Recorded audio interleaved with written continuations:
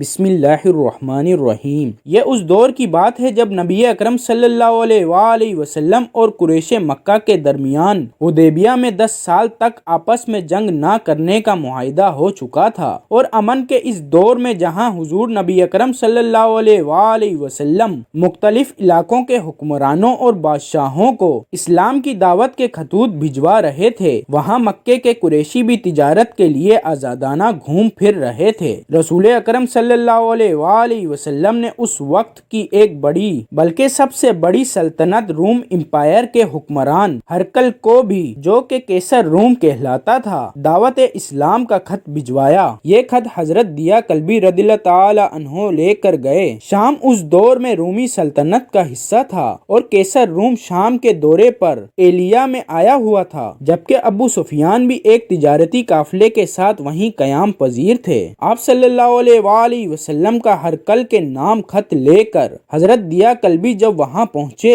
ہرقل کو اطلاع دی گئی کہ حجاز سے ایک قاصد آیا ہوا ہے جو نئے نبی حضرت محمد صلی اللہ علیہ وآلہ وسلم کا خط اسے پیش کرنا چاہتا ہے۔ ہرقل نے خط وصول کرنے سے قبل حضور صلی اللہ علیہ وآلہ وسلم کے بارے میں معلومات حاصل کرنا ضروری سمجھا اور اپنے اہلکاروں سے کہا کہ ان کے علاقے سے اگر کچھ لوگ یہاں آئے ہوئے ہوں تو انہیں میرے پاس لایا جائے تاکہ میں ان سے اس نئے نبی کے بارے میں دریافت کر سکوں۔ سرکاری کارندوں نے جناب ابو سفیان کو ڈھونڈ نکالا اور انہیں قیصر روم کے دربار میں پیش کر دیا۔ حضرت ابو سفیان فرماتے ہیں کہ قیصر روم نے ہمیں دیکھ کر کہا کہ تم میں سے جو شخص اس نئے نبی سے زیادہ قریبی تعلق رکھتا ہو وہ آگے آ جائے، جس پر میں آگے بڑھ گیا اور باقی ساتھی میرے پیچھے تھے۔ قیصر نے مجھ سے کہا کہ میں تم سے کچھ سوالات کروں گا، ان کے صحیح جواب دینا، اور میرے ساتھیوں سے کہا کہ اگر یہ کسی سوال کے جواب میں غلطی کرے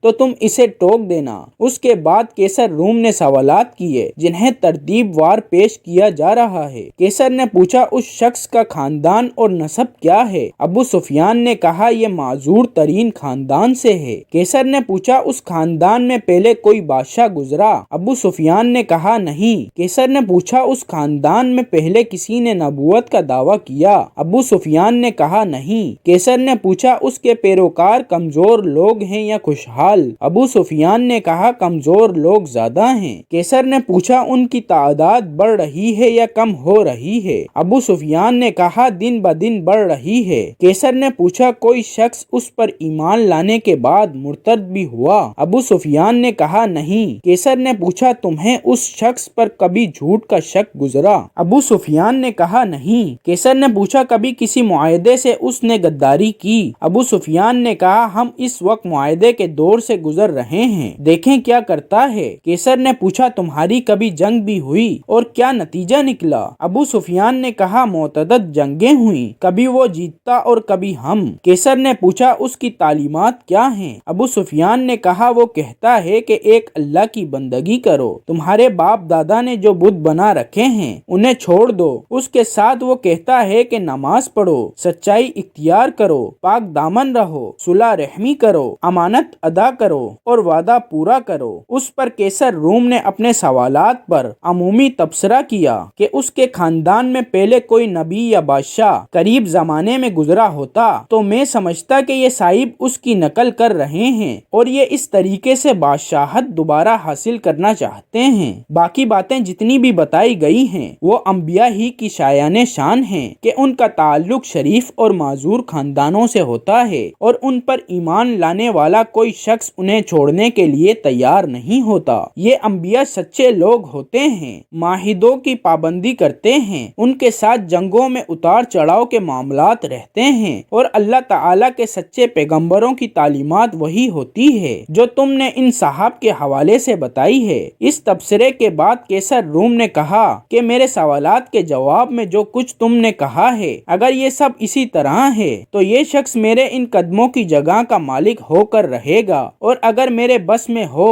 تو میں ان صحاب کی خدمت میں حاضر ہو کر ان کے پاؤں خود اپنے ہاتھوں سے دھوں۔ اس موقع پر قیصر روم نے یہ بھی کہا کہ مجھے اس بات کا اندازہ تو تھا کہ ایسے ایک پیغمبر کا ظہور ہونے والا ہے، لیکن یہ نہیں معلوم تھا کہ یہ پیغمبر تم عربوں میں سے ہوگا۔ ابو سفیان کے بقول اس کے بعد ہمیں دربار سے سے نکال دیا گیا اور شاہی دربار کے دروازے بند کر دیے گئے۔